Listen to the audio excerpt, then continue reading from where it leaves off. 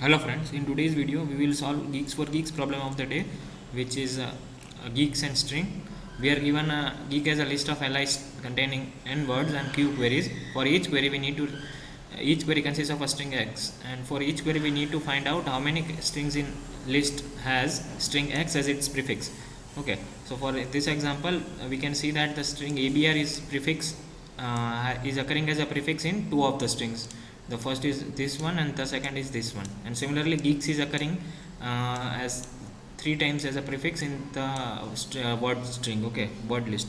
So now how would we solve this problem, right? So see, the approach which I am going to use here is of tries, right? Because whenever you see something of a prefix, right, to check how to count the prefixes, okay, to count prefix, to check prefix or suffix, okay, in strings, right? In strings, if you find if you find that you need to count prefixes or suffixes, or check if it is a prefix or suffix, then you could directly use a try, right? Now try is a data structure which optimally solves this problem, right? So is used to solve this type of problem, right? So if you are not aware what try is, see, I will paste the playlist of try data structure of striver in the description. You first watch it and then you come back to this, because then because I'm assuming that you have a basic understanding of how tries work, okay, then only we will able to solve this problem. So there is one famous problem called prefix count, okay. So the prefix count problem, I will paste the problem in description, which is a famous problem which could be solved with help of try. Yeah, see, we could solve this problem with using brute force and many other hash map or like techniques, but all of them would get time limit exceeded. So for such type of problem we use a try data structure. So what is a try data structure? Let me give you some idea. So in try data structure we have a node, right, and it generally consists of see, it is not for it depends on question to question. So in string type of questions we make 26 partitions, I would say 26 length array, where each of them is initially null, and then we first insert all of the strings. We first insert all strings in my try data structure, and then we iterate over the string. Iterate over try to check if the string is a prefix or not. Okay, so that is the basic idea, and if you see the introductory video of tries, you would definitely get it clear. Okay, so now I am taking one test case. So for in our example we are given word list, right? So I am taking this as a word list. Okay, I am taking only two words as of now, because then it would be easy to understand. Then I am taking query. The first query is AB and the second query is ABCD, correct? So this is my word list and this is my query, assume for this question. Now see, how would I form my try? So see, this is the root node which initially has all of them as 0.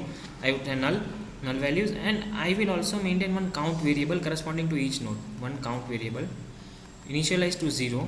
I would maintain this variable in addition to this node. Okay, so in my node consists of the array of 26 elements and a count, correct?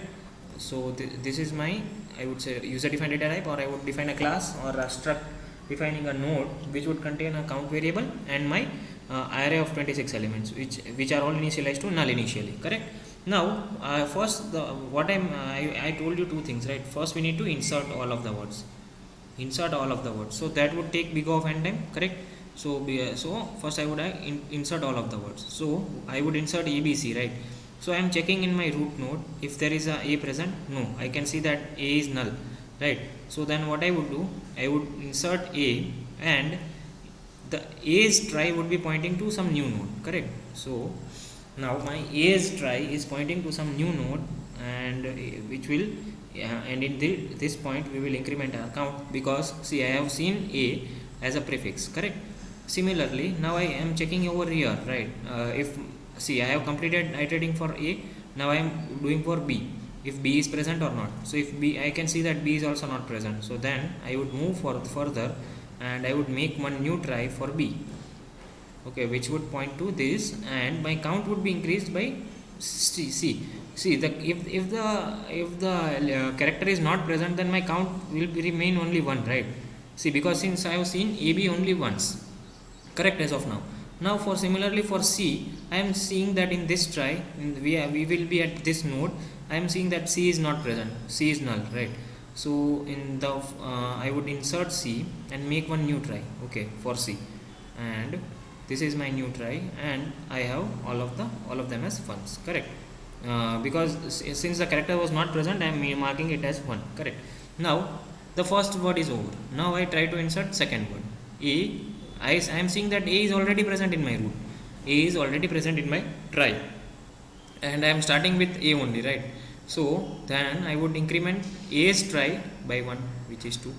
That means that I have seen A till A twice, right? A is occurring as a prefix twice. We can clearly observe that. Now I am seeing that B is also present. Then in B's try, I would increment my count to 2. I would increment my count, not to 2, but I would increment my count in B's try, correct? Now I am at C. I am seeing that C is also present. Then I would have to increment the count of C. Now C's count is increased by 1.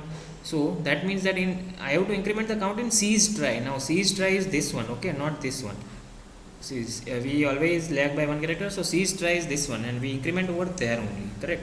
Now I am what a character I am at? I am at D. I am seeing that there is no D over here, right? So I will mark D, and I would have new try of D. The D would be pointing to D's try, correct? And it would be 1 only, right? Because we haven't seen D till now. It is occurring only once. So then I would have D as 1. Okay. So this is my try. So this insert process is now complete. Then in the second part we would iterate over the queries, and we would simultaneously iterate over the try data structure, correct?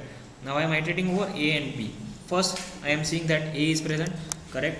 A is present in my root node, okay?